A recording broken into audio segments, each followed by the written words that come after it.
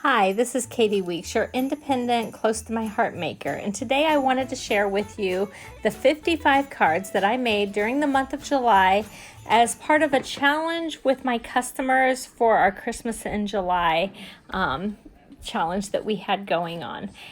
So here we go. I'm going to start off with some cards that I made using the Holly and Ivy paper pack. That is a retired paper pack, but some of these have some dimension, but it's very minimal. I also used some of the sticker sheets in here, as you can see, and I pulled out some old stamps that I just happened to have on hand.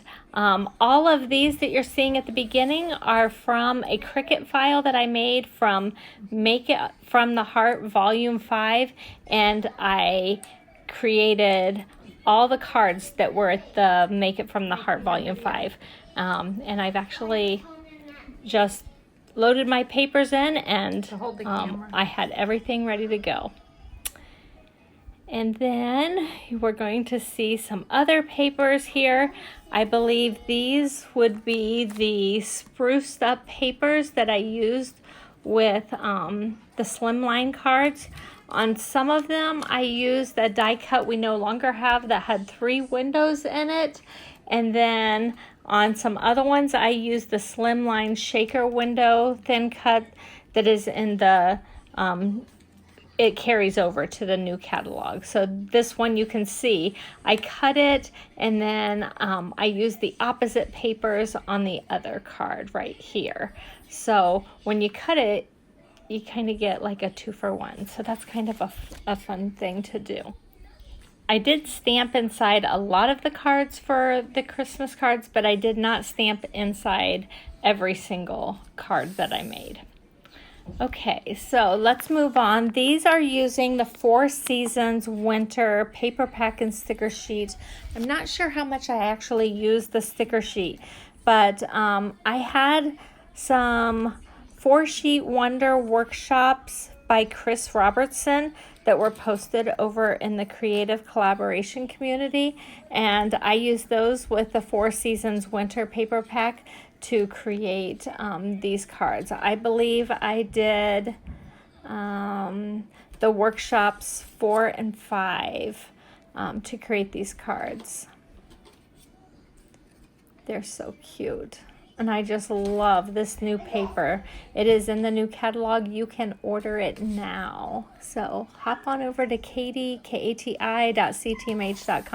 and get your hands on that paper pack. Actually, one of my customers won that paper pack in our July challenge. So that was pretty exciting.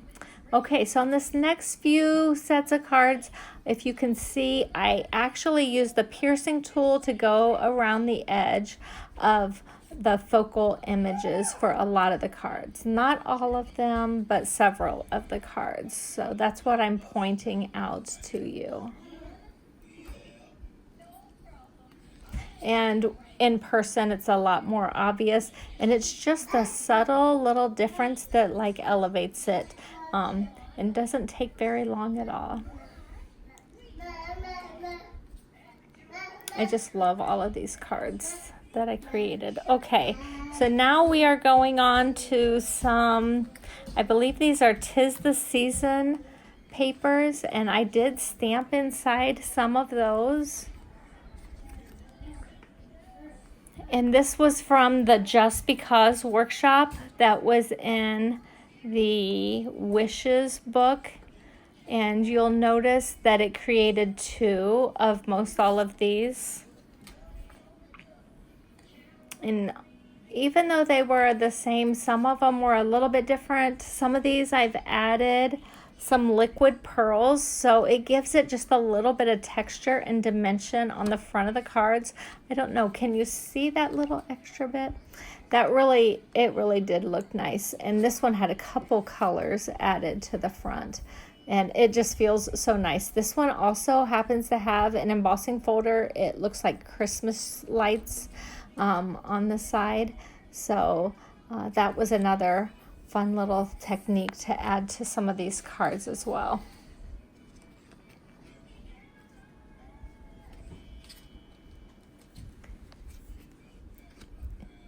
And I just love that big sentiment. It's a retired stamp, but I just love that one.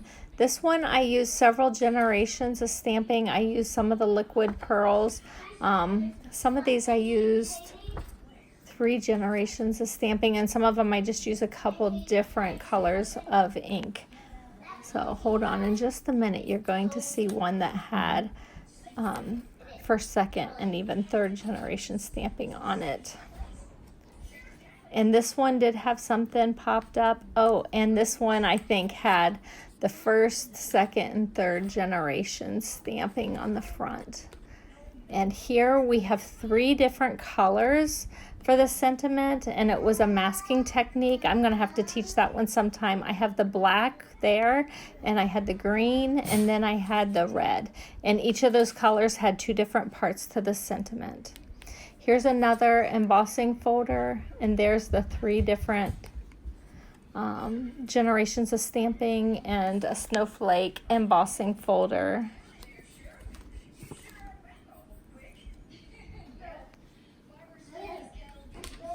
And when I use my dry embossing folders, I really like to spritz the paper with water just a little bit before I run it through. It really helps the fibers of the paper to stretch a little bit, and then they're not as likely to crack. So if you've had problems with any cracking or things like that, try just a really fine mist spritzer with it. And this one was just kind of a bonus card. It was leftover zip strips, and I just kind of layered them on there and then stamped Merry Christmas at an angle. So that was just kind of a bonus. So you can see that was a lot of cards that I did, and now I've got a great jump start to my Christmas. So I hope you enjoyed my Christmas card throwdown. If you did, can you hit that like button? If you have not already subscribed to my channel, please hit that button and turn on all the notifications.